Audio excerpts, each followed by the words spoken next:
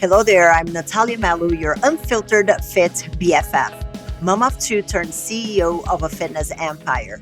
Someone who understands the struggles of trying to stay fit, sane, and sexy, all while juggling work, life, and motherhood. And this is the Unfiltered Fit Life podcast.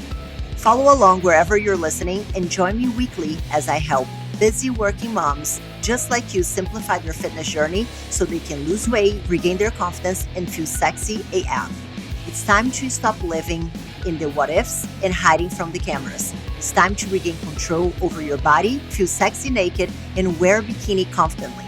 People already see you as a super confident woman, but it's time for you to feel the same way too. Let's go. Hello there, fam. Welcome to another episode of the Unfiltered Fit Life podcast. I'm Nathalia Melo, your host. And today I have a very special guest. She's special for a number of reasons. She's from, we talk about life stuff. She is a member of the Powerhouse Academy, but her story on how she became a member of the Powerhouse Academy is quite interesting because we have a friend in common. Our friend gave her my contact. She reached out to me and I told her whenever I first spoke with her, I was like, hey, Steph, I don't know. I don't know if I can help you right now. And she was actually a bit like, oh, okay, bitch. And then 6 months later, we talked again and she was like, I think I'm ready now. And I'm like, cool. And we've been working together for some time. And I have to say, Steph is probably one of the most coachable people that I have ever had the pleasure of working with. And her results show it. And it's been incredible to work with her, watch her growth. And I think he also shows, about having that honesty with myself as a coach and with her that maybe wasn't the right time. So I'm glad that we waited and I'm glad to have her here. Steph, welcome. Natalia, thank you for having me on the podcast. Thank you so much. And this is take two, guys. The first one, her husband was calling her and we were like 5 minutes in and I'm like, okay, we're going to have to do it again.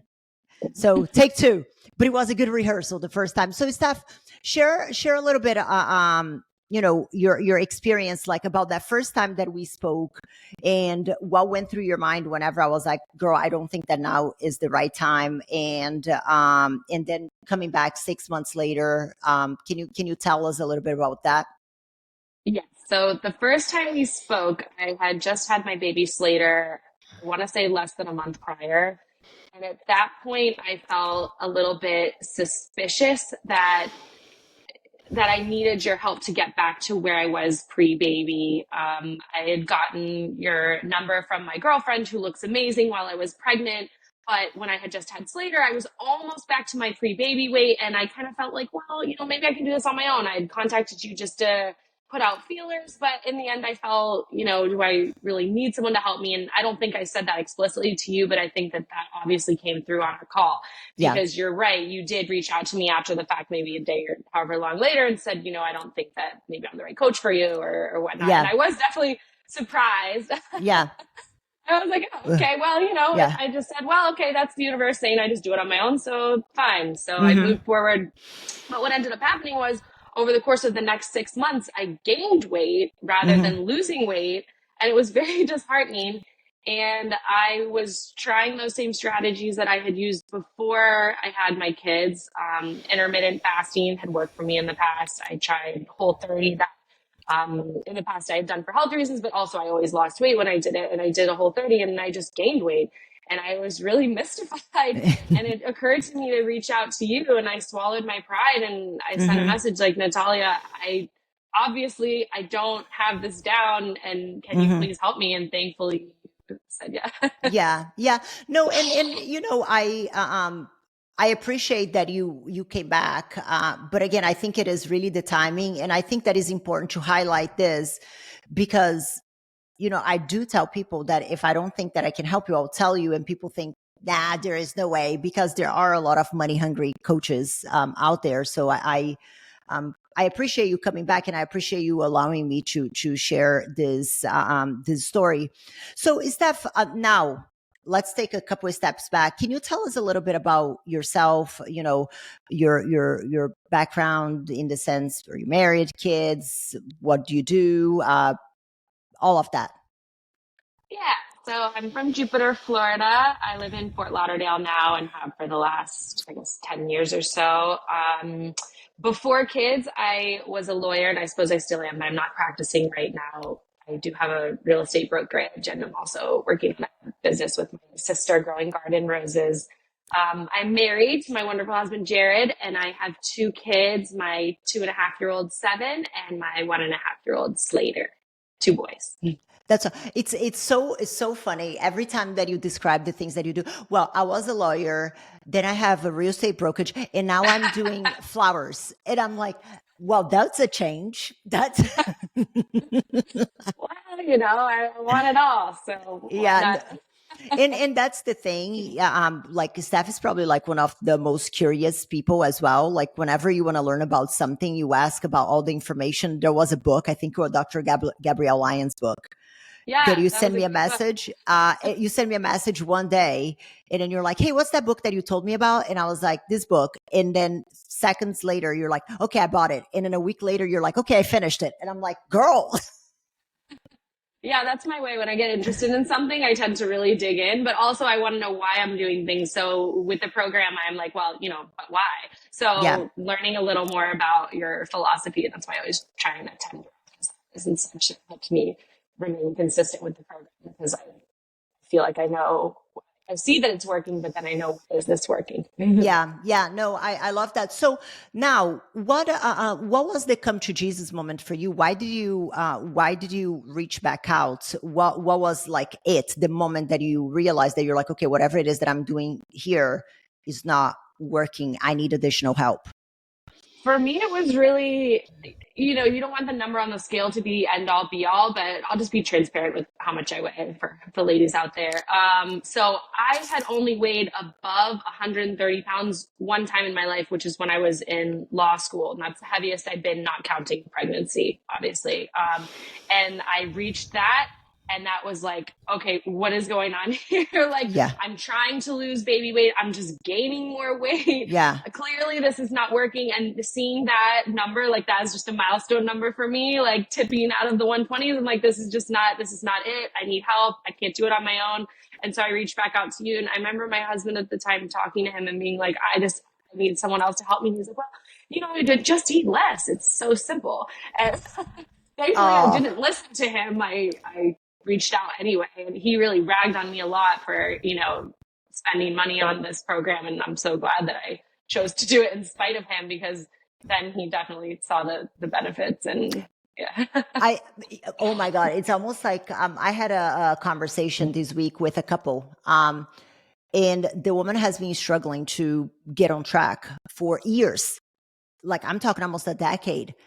And the husband was, well, she just needs to do X, Y, and Z. And I'm like, I'm sure you've been telling her that for years, but here we are.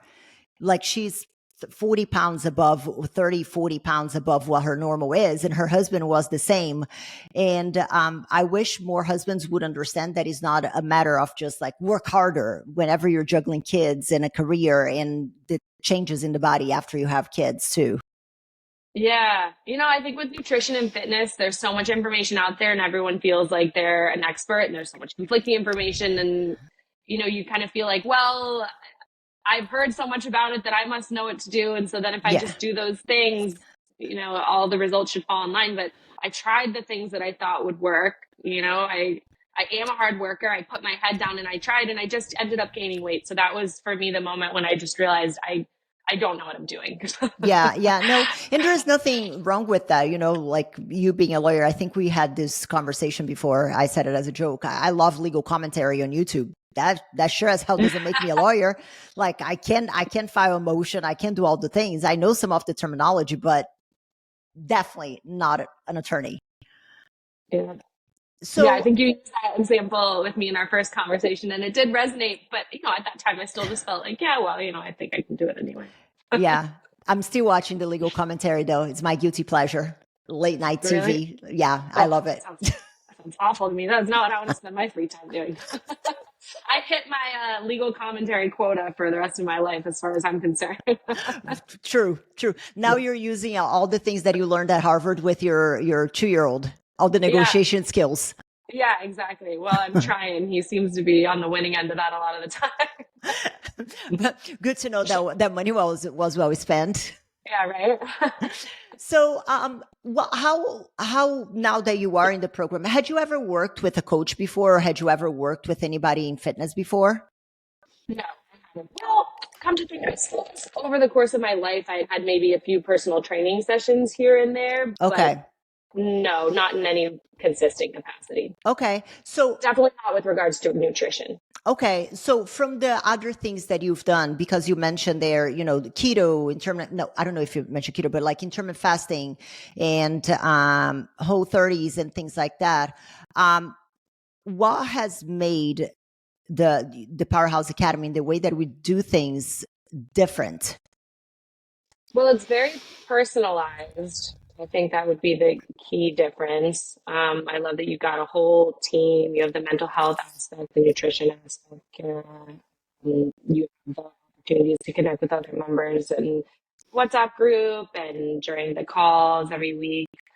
So there's a lot of resources and there's a lot of opportunities to get help if you need it from the Hmm. check-ins or just reaching out individually. So it's very personalized. Whereas in the past when I had tried different strategies and, worked for me fine back then, I just kind of read books or, heard things and went my way with it. But Yeah. this is the first time I really had somebody holding my hand telling me, okay, do this, maybe don't do that, and giving me really explicit guidance and also personalized attention. And one thing that I think we would be important to mention is that whenever you decided to sign up, you were a couple weeks away, a few weeks away. Actually, I think it was a couple weeks from going on a vacation. Yeah, maybe even a week away. And I remember at the time I had asked you, well, should I start because I signed up for the program. I said, well, should I start doing it afterwards? And should I just, start everything when I get back or start the meal plan when I get back? And one thing I remember Jen said to me resonated a lot in the first call I had with her. And she said, well, why wouldn't we make the most of the time that we have now? And when she said that, it really clicked for me. And I was like, okay, so let's do this. And I literally started right then and there with the meal plan. I happened to have like some of the ingredients, not like perfect, but I just did my best. And I did the meal plan best I could before my vacation. And when I went on the vacation, I spoke with Kara, the nutritionist, in advance and talked about different strategies for when I was away. I wasn't insanely strict. It was a vacation. I do want to live my Yeah, life, but I think I maybe stayed the same or even lost a little weight I think you on the lost it. vacation. Yeah, Yeah, I was yeah, looking at your chart whenever I did a presentation last month, and you lost, I think, 6 pounds before the vacation, and then right after the vacation, you lost another 4. yeah. And Yeah, during the vacation, to stay motivated because I really want to keep myself. I wanted to keep that ball rolling, right? I remember I would take my kids for a walk every morning. We were in the Hamptons in an Airbnb, and I would listen to your office hour replays that you had done because those are all posted yeah, for the members. And so I listened to one of those every morning while I walked the kids and kind of reminded me like why am I in this program now? And so I didn't, completely derail on that trip. And Jen had provided me some workouts to do on the vacation that were short and could be done anywhere. So I did those too, I believe. So that really helped keep me on track, but still enjoying my vacation. I mean, we still went out to eat. We still did all the things. yeah. No, that's awesome. That's awesome. So, what made you skeptical? Because obviously, I know that you had, your husband saying, "Ah, that's a waste." So Yeah. that adds the layer. But in addition to your husband's skepticism, what was your skepticism? What were you fearful about? What were you skeptical about? Well, I've never had a coach in the nutrition space before, so I didn't really have experience with that and what the value could be.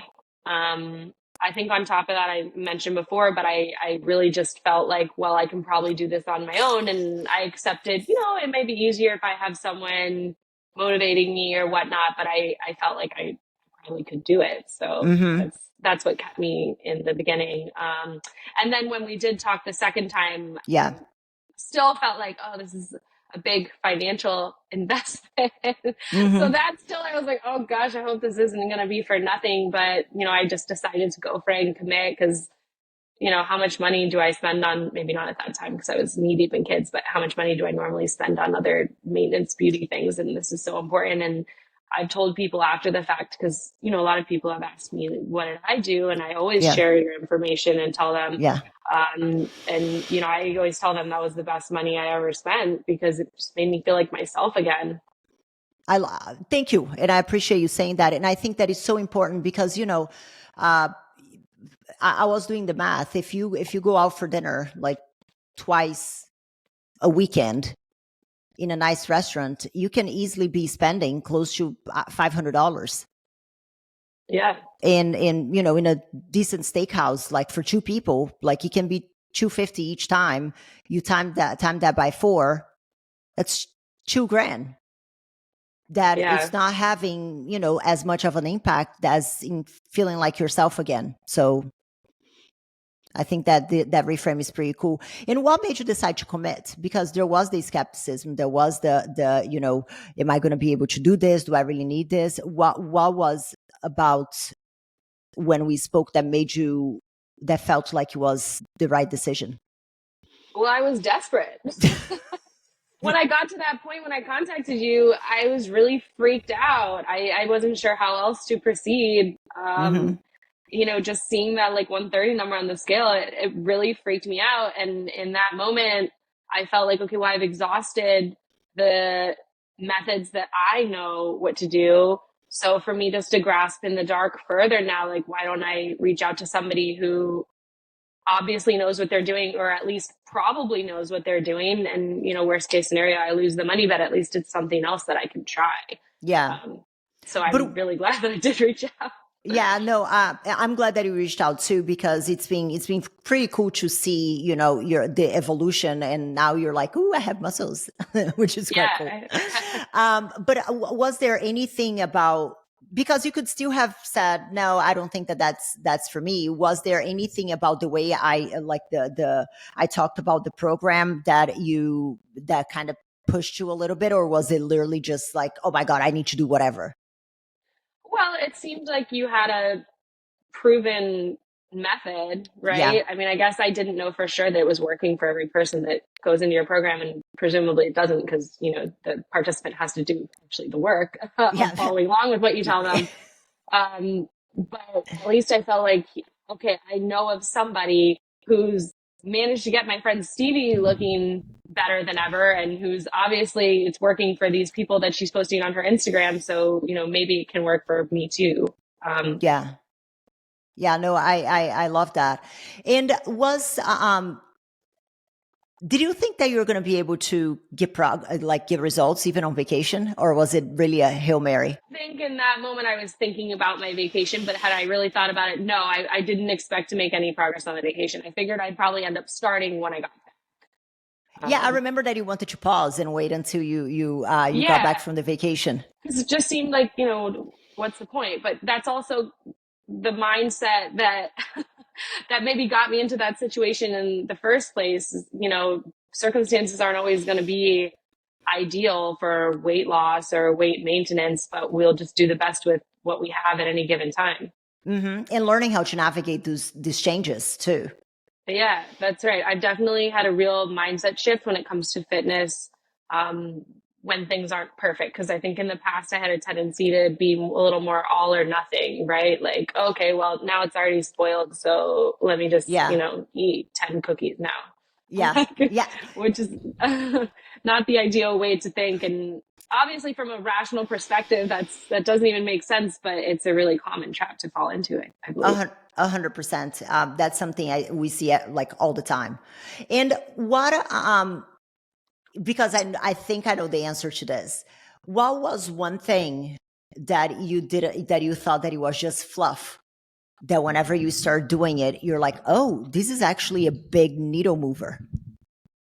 Hmm. Um, Okay, I think I initially had put a lot of emphasis and focus on eating what I perceived to be healthy foods. And, at that time, I didn't even eat like rice or grains or anything, which honestly, it's not my favorite food anyway, but I avoided all that stuff. Um, but then when I followed the meal plan to a T, I was suspicious given like what was in all the meals.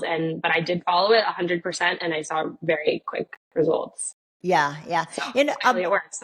yeah, no, it's funny because you're the second person that says that. We were just in the office hour, and Kimbra, another member, was like, "Oh, I thought I eat healthily, but here we are, lost tons of weight, and Yeah. my eating healthily wasn't really supporting my fat loss goals." Yeah, yeah, and something that you talk about that I think there's a lot of truth to it for many people who might not even realize is, you can't plan to never eat certain food groups. I mean, I like to maybe mostly eat more whole, unprocessed foods, but if I try and make a plan where I'm never going to have ice cream again, that plan is destined to fail eventually because the reality is that I am going to have ice cream again in my life. I certainly want to. Especially with two small kids. Right. How else Yeah, are you going to bribe them? yeah. So true. So true. I always judged parents who gave a lot of snacks, and now it's like my main Oh, parenting strategy. oh yeah, and like the iPads and all that. Yeah, it's Yeah, humbling. We're always the yeah, best parents until we have kids. yeah, right. And I think, can I add something, Steph? Because obviously I remember our initial conversation, and I think that you were a bit skeptical about the mindset thing as well. Whenever I talked about the mindset thing, you're like, yeah, that's good. Yeah, cool. Yeah, I think at the time I felt like, well, I don't have mental health issues, so I'm set there. Yeah.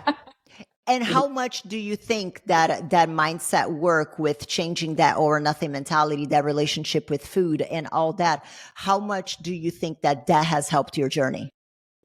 Well, I think that's probably the most important thing, especially when it comes to maintenance and making it a sustainable lifestyle. I've actually struggled more with finding that place of maintenance than I did with the initial weight loss because when I was simply sticking to a plan with no deviations, for me, that was easier than learning to incorporate real life events and fluctuations. Mm-hmm. And coming to terms with that, coming to terms that you're gonna like that it doesn't have to be a roller coaster, but whenever you're used to that roller coaster, on a diet, off a diet, on a diet, off a diet, it's hard to let it go.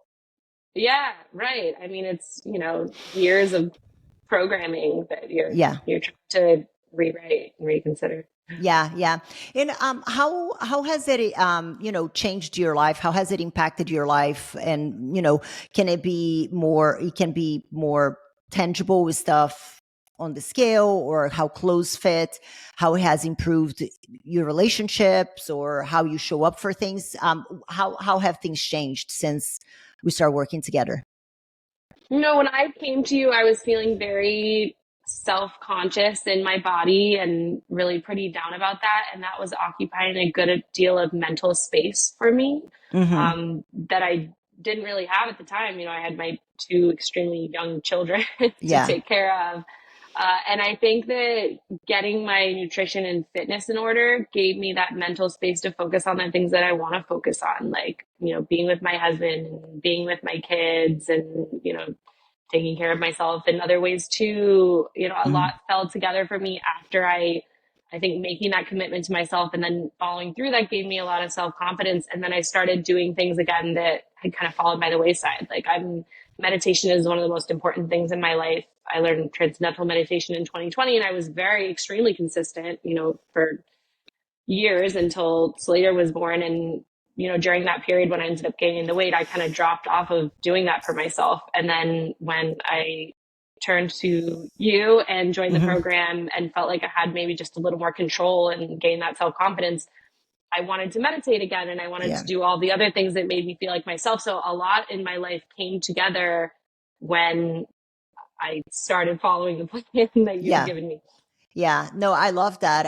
Because I think that a lot of times, and this is something that I speak often, but I don't think that it can be spoken about often enough, because we can talk about the weight. We can talk about, the body fat, but I think it's more than the body fat or the weight. It's about how it makes you feel and how it impacts all the other things that you do, because it does, how you show up for other areas of life. Absolutely. And I believe that, what we're feeling inside about ourselves is a mirror for all the other relationships in my life. I know my relationship with my husband improved when I started feeling better about myself. And I don't think that's because of the change in him. I think it's because of the change in me. Like my interpretation of events when I'm feeling confident and happy and like myself is a lot different than my interpretation of life situations when I'm feeling really stressed and tired and uncomfortable in my body. I don't have to add anything because I think that was very well said. What would you say, Steph, to anybody that came to you and was on the fence about reaching out? Because again, I have never tried to talk about the program being a cheap solution. It's not, and I don't want it to be, because I think to give the level of support that we do, there needs to be that level of investment. We have healthcare providers.